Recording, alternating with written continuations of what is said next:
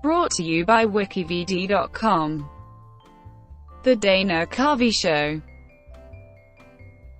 The Dana Carvey Show is an American sketch comedy television show that aired on ABC.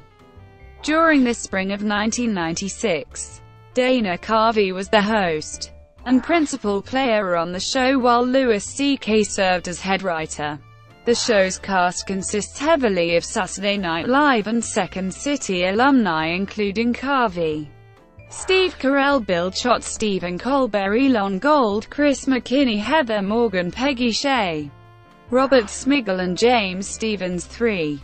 The writing team also included Louis C.K., Charlie Kaufman, Jon Glaser, Dino Stamatopoulos, Spike Feresten, and Robert Carlock. In addition, Carvey and Smigel's former Saturday Night Live colleague Rick Daniels contributed material for the premiere episode. The Dana Carvey Show aired only 7 of its planned 10 episodes. While the program was short-lived and featured controversial material, it has since been considered ahead of its time. The show is also recognized for providing early exposure to Steve Carell and Stephen Colbert, 2 comedians who would go on to have massive success many years later. In addition, the Dana Carvey Show served as a launchpad for Smigel's series of TV Funhouse cartoons. Development. Hot off his departure from SNL, the popular Carvey appeared in some films throughout the early 1990s. He also worked on 2 of his own comedy films that ultimately went undeveloped. Carvey soon became disillusioned with the film industry after losing the control he previously had in sketch comedy.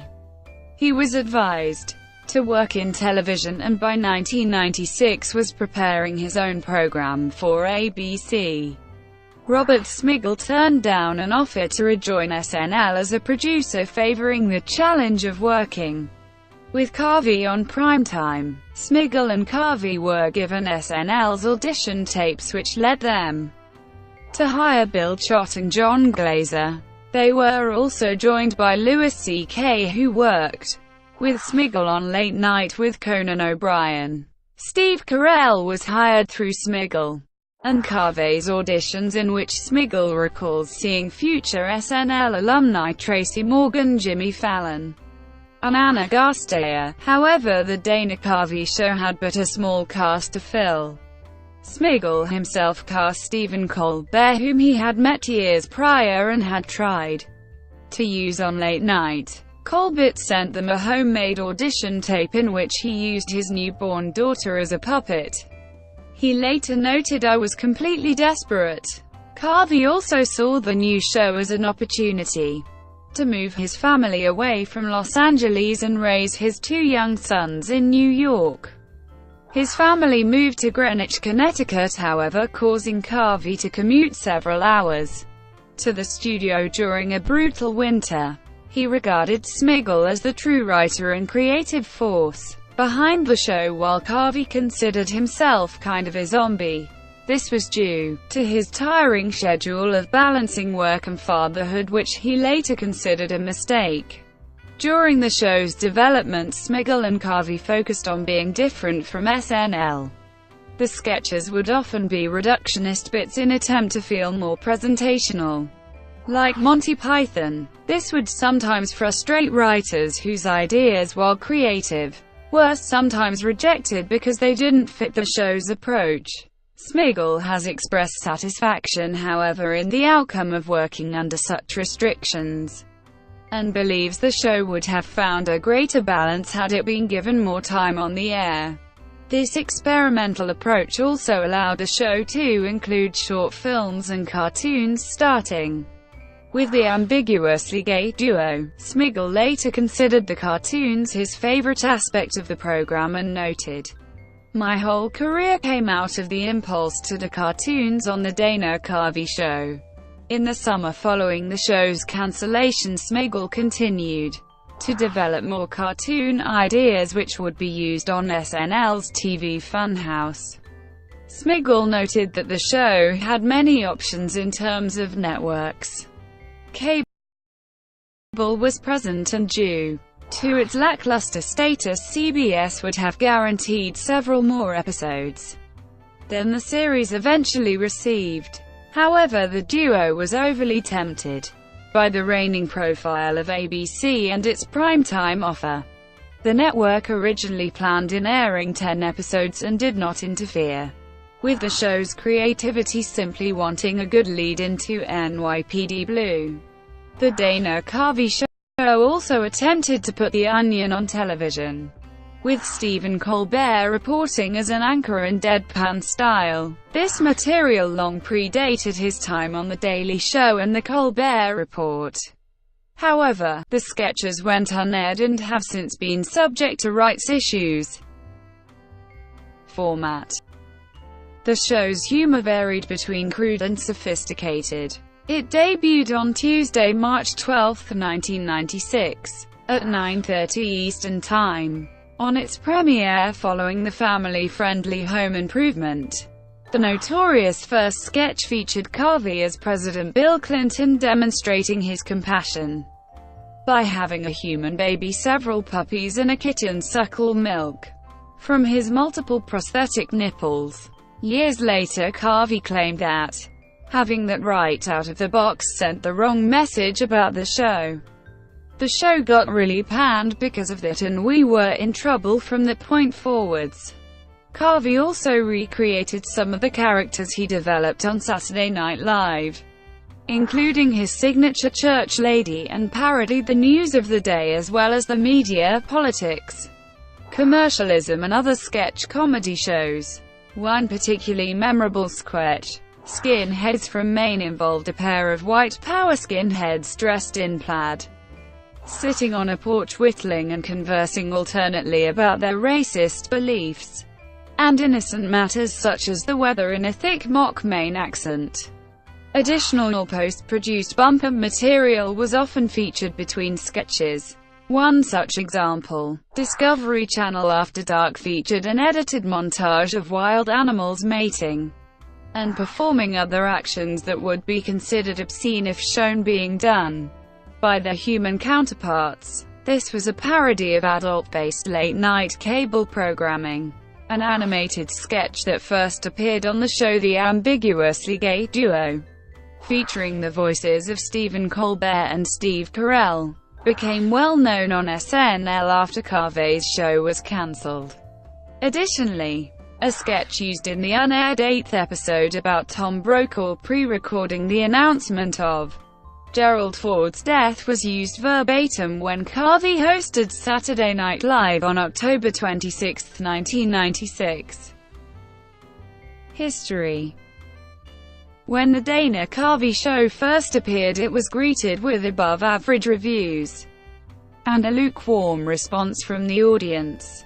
Despite the fact that ABC only aired 7 episodes of the series, it has maintained a small but loyal following. The first 6 episodes that aired were officially titled based on the presenting sponsor of the show. This was a homage to the classic television shows that Dana Carvey grew up watching, wherein a variety show would have a single sponsor whose advertising and promotion were integrated with the show. The show was videotaped at the CBS Broadcast Center, at 524 West 57th Street in New York City, as an inside joke to the fact that an ABC television show was being recorded at a rival network. Each show's opening announcement stated from the ABC Broadcast Center in New York, "It's the blank Dana Carvey Show." The blank was where the sponsor's name is heard as a man stands at the top of the ladder outside of the broadcast center, placing the ABC logo over the CBSI logo. Dana would then begin the show surrounded by dancers wearing gigantic mug root beer soda can costumes. Each of the first 5 sponsors were products of PepsiCo Inc.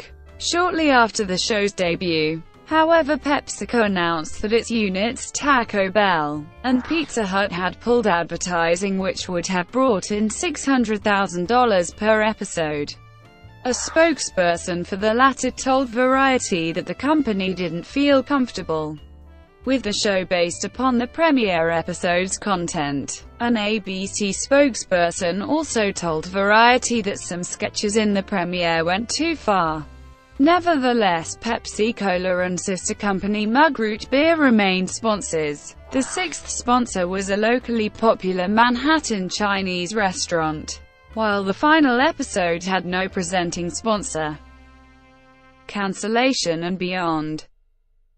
Due to the controversial content and declining ratings, the show was cancelled prior to the planned 10 episodes being shot. Smigel and Carvey recalled wanting a parental warning for the show but were not granted it because of advertiser concerns. However, the duo considered the program not very racy by today's standards, stating, "If you take out the teats and a few things, maybe the Mountain Dew, mostly it was clean and silly and abstract." They also regarded 2.5 Men, a later CBS sitcom, as much dirtier than the Dana Carvey Show.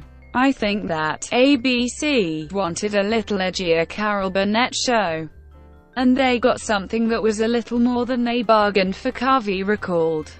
The two also believed the show could have been more successful had it been given more time to develop, much like Late Night with Conan O'Brien did. Smigel put it simply, bottom line, the network was the wrong fit, wrong time slot. Cable obviously would have been. We would have been given credit for what was good instead of attacked for what wasn't. Nevertheless, Carvey expressed pride in the program serving as Steve Carell and Stephen Colbert's launchpad, and in its creative approach, "We did not compromise anything literally in a completely commercialized environment and did exactly what we wanted, for better or for worse." Colbert has also offered credit to the show's format for developing his satirical on-screen persona, stating, "If you have an opportunity to give it right to the audience, there's a special connection that you make by looking at the camera." Upon the program's cancellation, its writers rearranged their office in an askew fashion as a parody of Destroying It in Anger.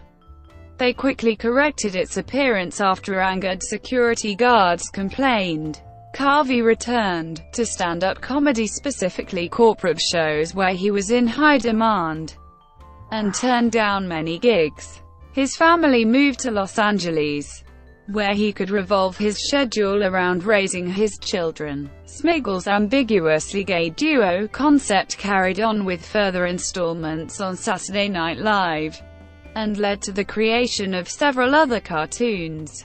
Steve Carell and Stephen Colbert were later cast on Comedy Central's Daily Show, where its co-creator, Madeline Smithberg, was a fan of their nauseated waiter skit.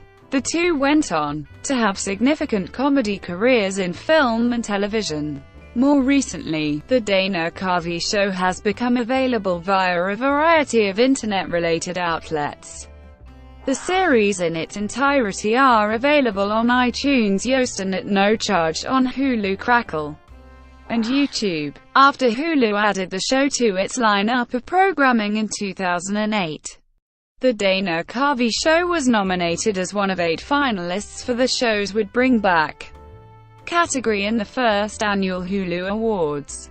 In addition, a 2-disc DVD set of the show was released in May 2009 by Shout Factory. This includes deleted sketches, the unaired 8th episode, and commentary extras featuring the show's creators. This release was met with numerous editorial retrospectives of the program.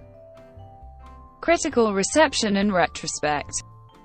Upon its debut, Joyce Millman of Salon called the series a rousing blast of kamikaze satire, and summed up by declaring, in his relentless flogging of the advertiser-driven TV biz, Carvey delivered primetime's funniest, biting the feeding hand stuff since Michael Moore's short-lived NBC series TV Nation. Karen James of The New York Times, however, gave a negative review, claiming the debut already looked tired and old, adding, "Right now, the Carvey writers had better be thinking up something edgier than a dancing mug of root beer." In 2009, New York Times writer David Scoff lamented Comedy fans may remember it as a crucible in which many future stars were forged.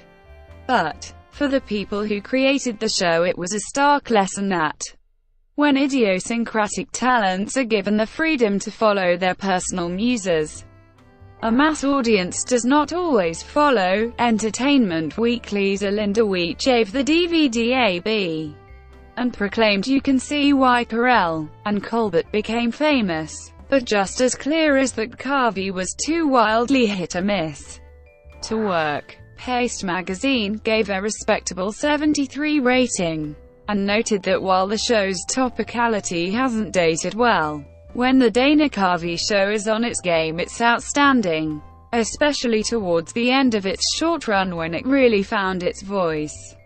Chott.com also commended the show's writing and gave an 8/10 rating. Documentary.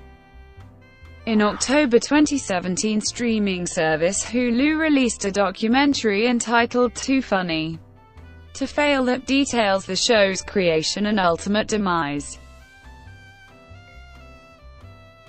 Brought to you by WikiVidi.com. Would you like to know more?